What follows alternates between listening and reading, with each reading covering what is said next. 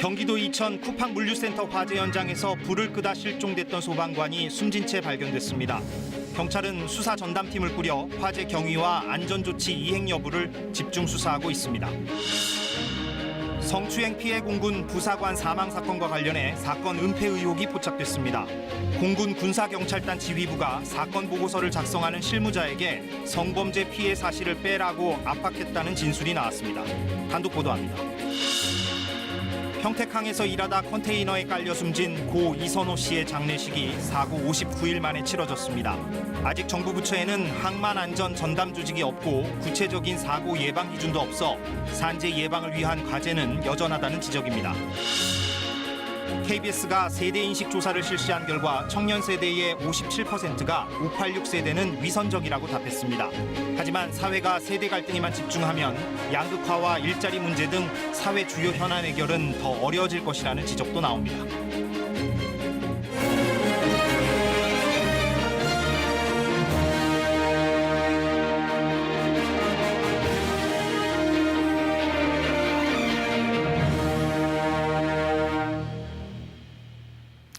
네, 여러분 안녕하십니까? KBS 9시 뉴스 시작하겠습니다. 오늘부터 주말 9시 뉴스 진행을 맡게 됐습니다. 많은 성원 바랍니다. 오늘 첫 번째 뉴스는 쿠팡 물류센터 화재 속보로 시작합니다. 건물 붕괴 위험 때문에 화재 이틀 만인 오늘에야 구조 작업이 진행됐습니다. 실종됐던 소방관은 숨진 채 발견됐습니다. 20년 넘게 화재 현장을 누볐던 구조대장의 순직입니다. 오현태 기자가 보도합니다. 구급차 한 대가 불이 난 물류센터 안으로 들어갑니다. 잠시 후 순찰차의 호위를 받으며 빠져나옵니다. 김동식 경기도 광주소방서 구조대장은 실종 47시간 만인 오전 10시 49분 실종됐던 지하 2층에서 발견됐습니다. 발견된 위치는 그 입구에서 직선거리로, 보행거리 말고요, 직선거리로 50m 지점입니다.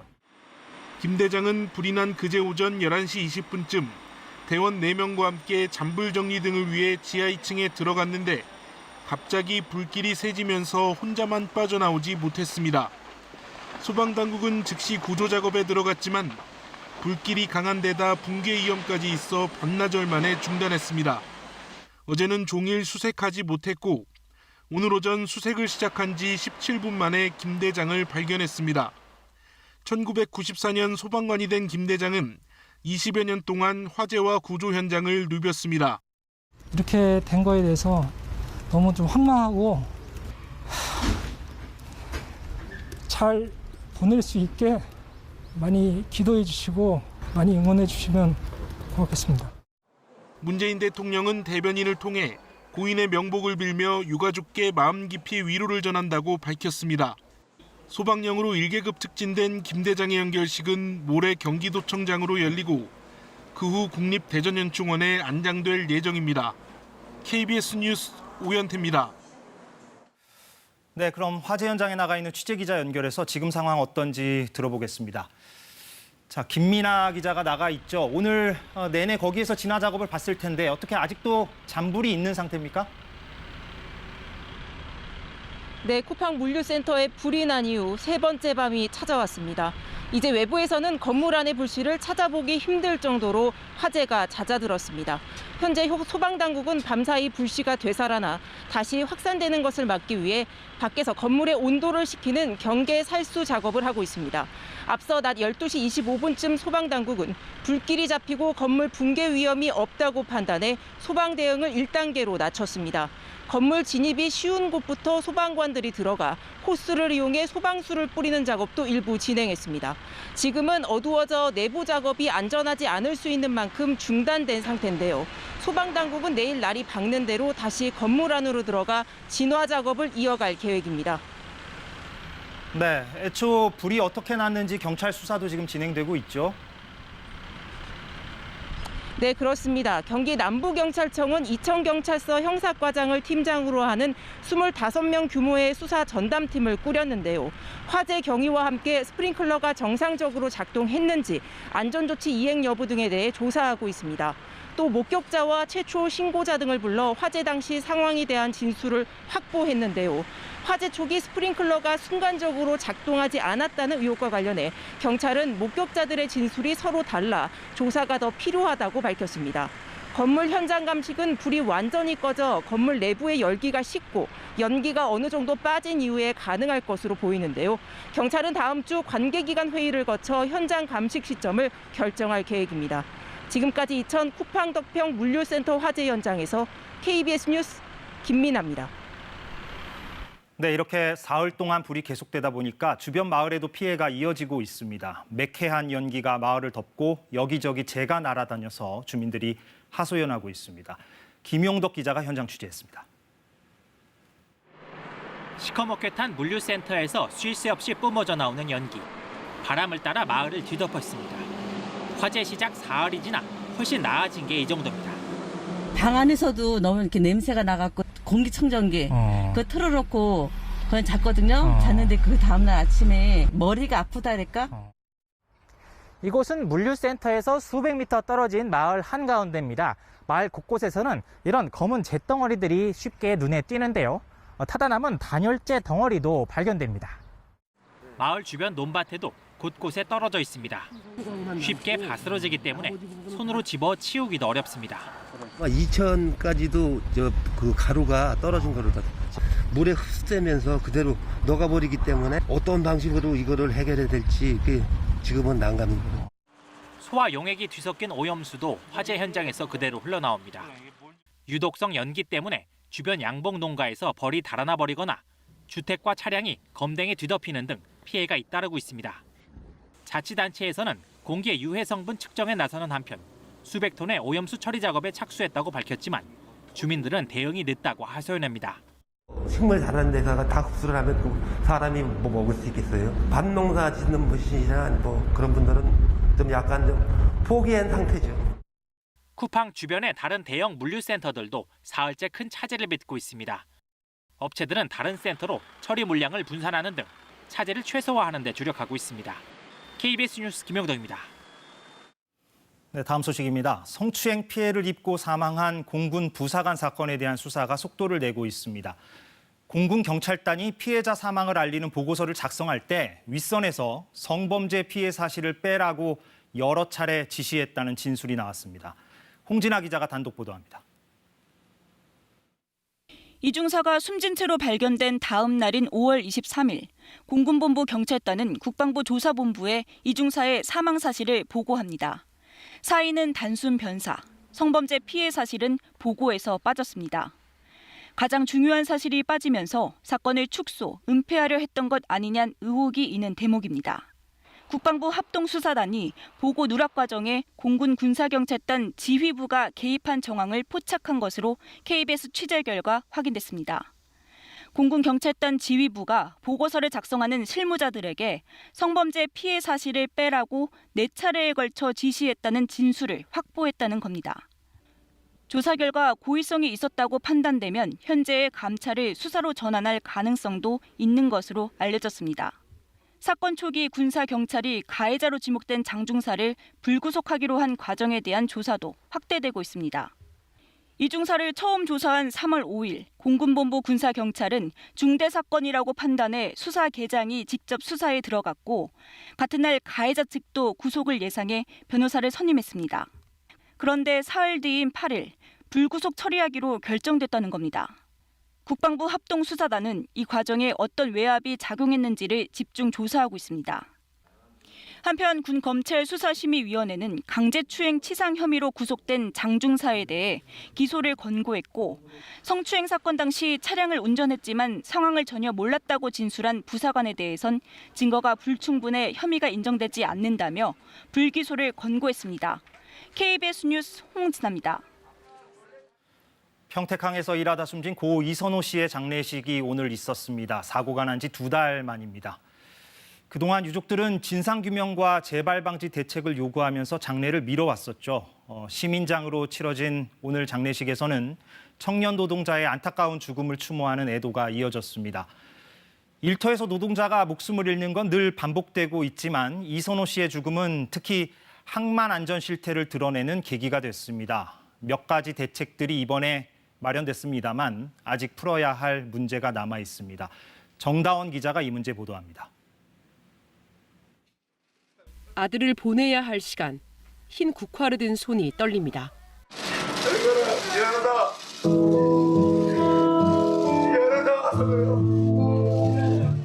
두 달간 빈소를 지켜온 친구들은 제2의 이선호가 나와선 안 된다고 말합니다. 더 이상 누군가의 죽음에 기대해 변화를 만들어야만 하는 현실이 없기를 바랍니다. 선호 씨가 떠난 지 59일, 우리 사회엔 어떤 변화가 있었을까? 이번 사고를 계기로 전국 5대 항만에 대해 처음으로 정부가 합동 안전 점검에 나섰습니다. 안전조치가 미흡한 사업장엔 과태료 1억 3천만 원이 매겨졌습니다. 해양수산부는 항만 하역장 안전시설 비용 31억 원을 내년 예산에 반영하기로 했습니다. 하지만 과제도 여전합니다. 철도나 항공처럼 사고 위험이 높은 현장에 두고 있는 안전감독관, 유독 항만엔 없습니다. 지난 5년간 여수항, 울산항, 평택항에서 숨지거나 다친 사람만 220명이 넘지만 정부 근로감독도 11번에 그쳤습니다. 어느 정부 부처에서도 항만 안전을 전담하는 조직이나 인력은 찾아보기 어렵고 구체적인 항만 사고 예방 기준마저 없습니다. 대형 장비가 많은 항만 특성상 한 번 사고가 나면 큰 피해로 이어지기 쉬운데 예방 시스템은 없는 셈입니다. 항만 안전은 어찌 보면 이제 육상 근로자와 비슷하게 보고 있기 때문에 항공과 철도는 산업안전보건법에 영향을 안 받는 자기들만의 안전법이 있거든요. 지난 10년간 산업재해로 숨지거나 다친 항만 노동자는 1,193명. 중상을 입은 경우는 적게는 33%, 많게는 48%에 이릅니다. KBS 뉴스 정다원입니다. 네, 다음은 코로나19 상황 짚어보겠습니다. 오늘 0시 기준 신규 확진자는 482명으로 나흘 만에 다시 500명대 아래로 떨어졌습니다. 이 수도권 확진자 비중은 77%로 국내 확진자의 대부분을 차지했는데요. 서울 영등포구 한 교회에서는 새 집단 감염이 발생해 지금까지 27명이 확진 판정을 받았습니다. 상반기 백신 1차 접종 일정은 오늘 마무리됐습니다. 1차 접종률이 인구 대비 28%를 넘어선 가운데 정부는 거리 두기 단계 개편안을 내일 발표할 예정입니다. 황정우 기자의 보도입니다. 백신 부작용을 걱정하다 늦게 예약을 한 63살 김훈 씨는 접종 마감일에 병원을 찾았습니다. 아스트라제네카 맞으실 겁니다. 지난달 27일부터 접종을 시작한 60살에서 74살 사이 고령층과 만성 중증 호흡기 질환자 등의 접종이 오늘 마무리됐습니다. 별로 아프지도 않고 괜찮습니다. 이제 한 번 더 맞으면 끝이라니까 얼른 마스크 벗고 싶고. 60살 이상 대상자 가운데 77%가 백신을 맞았습니다. 2월부터 시작된 백신 1차 접종자 수는 1,476만여 명으로 목표치를 훌쩍 넘겼습니다. 남은 대상자가 많진 않지만 나머지 접종 일정은 이어집니다. 이달 14일부터 진행 중인 도서 지역 주민을 대상으로 한 얀센 백신 접종 등이 남았습니다. 정부는 이달 내 누적 접종자 수는 1,500만 명을 넘지 않을 것으로 보고 3분기엔 접종 대상자를 더 늘릴 예정입니다. 50대 접종은 다음 달 마지막 주부터, 40대 이하는 8월부터지만 백신의 종류와 구체적인 시기는 확정되지 않았습니다. 백신 수급 상황 등을 고려해 아스트라제네카 1차 접종을 마쳤다면 2차 접종 때 화이자 백신을 선택할 수 있는데 백신 종류가 더 늘어날 수도 있습니다. 화이자 이외의 모더나라든지 다른 예방접종으로 교차 접종하는 부분도 마찬가지로 용역 연구를 계획해서 지금 진행할 예정으로. 한편 정부는 다음 달부터 완화된 거리 두기 단계를 적용할 계획입니다. 경북 등 일부 지역에서 시범 적용한 결과 환자 수가 안정적으로 관리되고 있다는 게 정부 판단입니다. 내일 발표될 개편안에는 거리 두기 단계를 간소화하고 단계별 사적 모임 인원 제한 완화 등 구체적인 내용이 담길 것으로 보입니다. KBS 뉴스 황정우입니다. 최근 감염력이 월등히 높은 델타 변이 바이러스에 대한 우려가 커지고 있습니다. 이 코로나19 백신에도 불구하고 전 세계적으로 확산하고 있는데 세계보건기구와 미국 질병통제예방센터는 델타 변이가 곧 세계를 휩쓸 지배적 변종이 될 것이라고 경고했습니다. 워싱턴 김양순 특파원의 보도입니다. 영국에서 발견된 알파, 남아공에서 발견된 베타 변이에 이어 코로나19 델타 변이의 경고등이 켜졌습니다. 지난해 10월 인도에서 발견된 뒤 세계 80개국으로 번졌고 영국 신규 확진자의 90%, 미국에선 41개 주에서 감염이 확인됐습니다. 세계보건기구는 델타 변이가 곧 지배적 변종이 될 것이라고 경고했습니다. The Delta variant is well on its way to becoming the dominant variant globally because of its significantly increased transmissibility. 델타 변이는 코로나19보다 전파력이 70% 강한 알파 변이보다 64%가량 전파력이 높은 것으로 조사됐고 특히 백신을 맞지 않은 젊은 층에서 감염이 높은 것으로 나타났습니다. 미국 질병통제예방센터 역시 델타 변이의 위험성을 지목했습니다. 일주일 만에 신규 확진자 가운데 델타 변이 바이러스가 2배 늘어난 것으로 확인됐기 때문입니다. When these viruses mutate, they do so with some advantage to the virus. In this case, it is more transmissible. It's more transmissible than the Alpha variant or the UK variant that we have here. 다행인 건 델타 변이에 감염돼도 백신을 2번 다 맞았을 경우 아스트라제네카 92%, 화이자 96%의 효과로 중증 질환으로 넘어가는 것을 막을 수 있었습니다. 문제는 코로나 변이 바이러스가 계속해서 등장하고 있다는 겁니다. 미 질병통제예방센터는 백신을 돌파하는 변이에 대비해 추가 백신 논의가 필요하다고 밝혔습니다. 워싱턴에서 KBS 뉴스 김양순입니다. 네, 미국에서 북핵 문제를 실무적으로 총괄하는 사람이죠. 성김 대북 특별대표가 오늘 한국에 들어왔습니다. 다음 주에 한국과 일본 대표들을 만나서 논의합니다. 그런가 하면 김정은 위원장은 한국과 미국을 겨냥한 메시지를 자제하고 경제난을 극복하겠다는 뜻을 밝혔습니다. 개현우 기자가 보도합니다. 성김 미국 대북 특별대표가 인천공항을 통해 입국했습니다. 지난달 한미 정상회담 때 깜짝 임명된 뒤 첫 방한입니다. I'm looking forward to productive meetings with Special Representative No and other colleagues in the Korean government.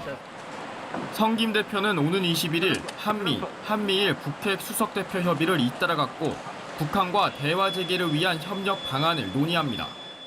특히 대화와 대결에 모두 준비해야 한다고 밝힌 김정은 북한 국무위원장의 대미 정책 방향에 대해서도 심도 있는 논의가 이뤄질 것으로 보입니다. 이런 가운데 북한 노동당 전원회의는 어제 막을 내렸습니다. 김 위원장은 경제난 등 현 난국을 반드시 극복하겠다고 밝혔습니다. 전인 불발의 토지로 혁명 앞에 가로놓인 현 난국을 반드시 해칠 것이며 앞으로 그 어떤 더 엄혹한 시련이 막아 나서도 혁명 사상과 위협에 끝까지 충실할 것이다. 간부들 행태를 공개 질타하기도 했는데 민심 동료 차원으로 보입니다. 김 위원장 대리인격으로 관심을 모았던 제1비서직은 임명되지 않았습니다. 앞선 회의에서 한반도 정세의 안정적 관리를 강조하며 절제된 입장을 냈던 김 위원장. 성김 대표의 방안을 관심 있게 지켜볼 것으로 보입니다. 대남 대미 비난도 없고 성김 대표가 대북 긍정적인 메시지를 낸다면은 대화의 속도가 붙을 것으로 전망합니다. 통일부는 북한의 대화 언급 사실을 주목하며 후속 조치를 예의주시하겠다고 밝혔습니다. KBS 뉴스 개헌우입니다. 다음 주 6월 25일이 한국전쟁 71주년을 맞는 날이죠. 한국전쟁에 참전한 외국인들을 위해서 전 세계를 돌면서 기념사진을 찍어주는 작가가 있습니다. 이 사진 작가가 4년 전 카메라에 담았던 주인공의 주소가 없어서 그동안 사진을 보내지 못했는데 최근 우연한 기회로 그를 찾을 수 있었다고 합니다. 이 소식은 방콕 김원장 특파원이 전하겠습니다. 현 효재 작가. 전 세계를 돌며 한국전 참전 용사들의 제복 사진을 찍어왔습니다. You paid 9 years ago. We have a lot of debt. This is just like a repayback. You already did a great job. 4년 전 정부 초청으로 서울을 찾은 참전 용사들도 현 작가의 렌즈에 담겼습니다. 하지만 그중 태국에서 온 참전 용사 한 명은 주소를 정확히 몰라서 사진을 보내주지 못했습니다. 지난해 정부는 전 세계 한국전 참전 용사들에게 100만 장의 마스크를 보냈습니다. 그 마스크를 받은 태국의 한 참전 용사가 우리 정부에 편지를 보냈습니다. 몇 해 전 서울을 방문해 함께 싸웠던 미국 전우들을 만날 수 있었다며 자신을 기억해준 한국 국민들에게 감사를 표했습니다. 이 편지가 우리 언론에 소개됐고 기사를 보니까 한국에 2017년에 왔다 하신 거야. 근데 이제 그때 태국 참전 한문 찍었는데 명찰의 이름이 뿌아티 라셋이라고 확인됐거든요. 태국 주재 한국 대사관은 그가 사진 속 참전 용사라고 확인했습니다. 사진이 4년 만에 태국에 도착했습니다. 94살의 참전 용사는 건강한 모습으로 사진을 기다리고 있었습니다. ถึงสนามรบประชาชนเกาหลีรักษาด้วยน้ำอุ่นใส่หมวกเหล็กใส่หมวกเหล็กแล้วเอาเท้า 대국군은 모두 6,300여 명이 한국전에 참전해 1,200여 명이 전사하거나 부상을 입었습니다. 방콕에서 KBS 뉴스 김원자입니다. 중국 베이징에 입국해 격리시설에서 생활하고 있는 우리나라 교민들의 여권이 중국 방역당국의 관리 소홀로 소각되는 황당한 일이 벌어졌습니다. 교민 31명의 여권이 모두 타버린 건데 중국 측이 사과했지만 허술한 격리시설 관리에 비난을 피할 수 없게 됐습니다. 베이징 김민성 특파원입니다. 지난 4일 중국 국제항공을 타고 인천에서 베이징으로 우리나라 교민 31명이 들어왔습니다. 곧바로 베이징 동쪽 외곽에 있는 시설에 격리됐습니다. 시설 측은 여권을 소독하고 서류를 작성한다며 교민들의 여권을 가져갔습니다. 통상 하루 이틀이면 여권을 돌려주는데 일주일가량 감감무소식이었습니다. 교민들이 확인한 결과 시설 측 직원이 비닐봉투에 담겨있던 여권들을 쓰레기로 착각해 태운 것으로 드러났습니다. 주중 한국 대사관은 즉각 중국 외교부에 공식 항의했습니다. 중국 측은 사과와 함께 격리 비용 전액을 부담하고 비자를 무료로 발급하겠다고 밝혔습니다. 중국 측과 협의해서 여권도 신속하게 발급되고 비자도 신속하게 발급될 수 있도록 노력하고 있습니다. 황당하게 여권이 없어진 교민들은 새 여권을 만드느라 큰 불편을 겪었습니다. 또 3주 격리가 끝나는 25일까지 중국 당국이 약속대로 비자를 발급할지, 기존 여권에 다른 나라 비자가 있는 경우 어떻게 할지 걱정거리도 쌓였습니다. 해외 입국자들의 여권을 태워버린 어처구니 없는 일이 벌어지면서 중국 당국의 격리시설 관리가 얼마나 허술한지 그대로 드러났습니다. 베이징에서 KBS 뉴스 김민성입니다. 바다 옆 모래 언덕인 해안사구는 다양한 생물들의 서식지이자 자연 방파제 역할을 하는데요. 그동안 대규모 간척이나 개발로 인해 많이 훼손돼 왔습니다. 그런데 최근 태안의 해안사구가 축구장 9개 면적으로 복원됐다는데요. 어떻게 가능했던 건지 유진환 기자가 취재했습니다. 긴 모래 해변으로 유명한 태안해안 국립공원 기지포 해수욕장. 모래가 쌓여 형성된 새로운 해안사구가 나타났습니다. 길이 1km에 폭 20여 미터, 높이는 2m 안팎이나 됩니다. 표범 장지뱀과 해당화, 갯맥꽃 등 각종 동식물이 서식하고 있습니다. 지난 2000년 이곳은 심각한 해안 침식으로 사구가 거의 사라진 상태였습니다. 하지만 2001년 복원 사업이 시작되면서 차츰 모래가 쌓이더니 20년이 지난 지금은 온전한 해안 사구의 모습을 되찾았습니다. 비결은 높이 1.2m의 대나무 울타리. 이 간단한 울타리가 바람에 날아온 모래를 쌓이게 하는 포집기 역할을 한 덕분입니다. 모래를 퇴적시켜주는 역할도 하지만 강한 파도라든지 그런 것들이 왔을 때 침식을 예방해주는 그런 역할도 하고 있습니다. 국립공원공단은 지난 2001년부터 해안 침식이 심각한 태안해안 국립공원 내 14곳에 이런 대나무 울타리 10.7km를 세웠습니다. 그 결과 11만 7천 톤의 모래가 퇴적돼 6.6헥타르, 축구장 9개 면적의 해안사구를 복원하는 데 성공했습니다. 자연 방파제 역할도 하고 또 자연 경관도 상당히 좋은 곳이기 때문에 해안사구는 정말 보존하고 또 훼손된 해안사구는 복원해야 된다고 생각하고 있습니다. 국립공원공단은 2025년까지 전국의 해상과 해안 국립공원에서 해안사구를 복원하기 위한 사업을 실시할 계획입니다. KBS 뉴스 유진환입니다. 네, 주말엔 문화 시간, 오늘은 극장가로 가보겠습니다. 해마다 이맘때면 여름방학 특수를 노린 흥행 대작들이 줄줄이 개봉하죠. 올해는 유독 공포 영화가 강세라고 합니다. 할리우드 공포물과 12년 만에 돌아온 K-공포물 여고괴담이 침체된 극장가에 모처럼 활력을 불어넣고 있습니다. 정현욱 기자입니다. 소리를 내면 죽는 세상. 그럼에도 살아남기 위해서는 집 밖으로 나설 수밖에 없는 가족들과 소음의 반응에 생명을 위협하는 괴생명체 간의 처절한 사투. 2018년 독특한 설정과 연출로 제작비의 20배에 이르는 흥행 수익을 거둔 콰이어트 플레이스의 속편입니다. 속편 역시 팬데믹 이후 북미에서 가장 많은 관객을 모았고 국내에서도 개봉 이틀 만에 누적 관객 10만 명을 넘어서는 등 전편의 흥행 열풍을 이어가고 있습니다. 이달 초 개봉한 컨저링 3가 국내 관객 60만 명을 돌파한 데 이어 콰이어트 플레이스 2편까지 입소문을 타면서 한동안 썰렁했던 극장가에 다시 관객들이 몰리고 있습니다.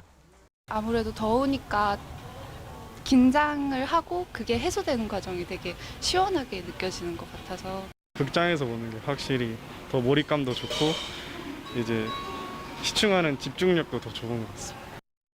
할리우드에 맞서는 한국 영화. 1998년 첫 선을 보이며 한국 공포 장르의 세 장을 연 시리즈 여고괴담입니다. 5편에 이어 12년 만에 나온 작품으로 학교 내 긴 복도, 나무 창틀과 버려진 화장실 등 익숙한 설정들로 긴장을 유발하면서 유튜브와 SNS의 남용, N번방 사건을 연상시키는 극단적인 부작용 등 지금 청소년들의 문제를 함께 담았습니다. 우리가 조금은 들여다보고 적어도 함구하지 않아야 되는 내용들도 분명히 있는 것 같아서 학교에서 일어나는 괴담일 수도 있지만 그냥 단순히 공포 영화는 아니다. 이 같은 공포 대전에 발맞춰 극장들도 발빠른 마케팅에 나섰습니다. 공포 영화가 칼로리를 소모시킬 수 있다는 이색 상영회까지 등장했습니다. 공포 스릴러 영화를 관람할 때 좀 심박수가 요동치고 아드레날린이 분비하면서 칼로리가 소모된다는 연구 결과에 기반을 해서 재미있게 영화를 관람해보자. 유사한 장르의 국내외 작품들이 줄줄이 개봉을 앞두고 있어 올여름 극장가는 유례없는 공포 대전을 예고하고 있습니다. KBS 뉴스 정현욱입니다.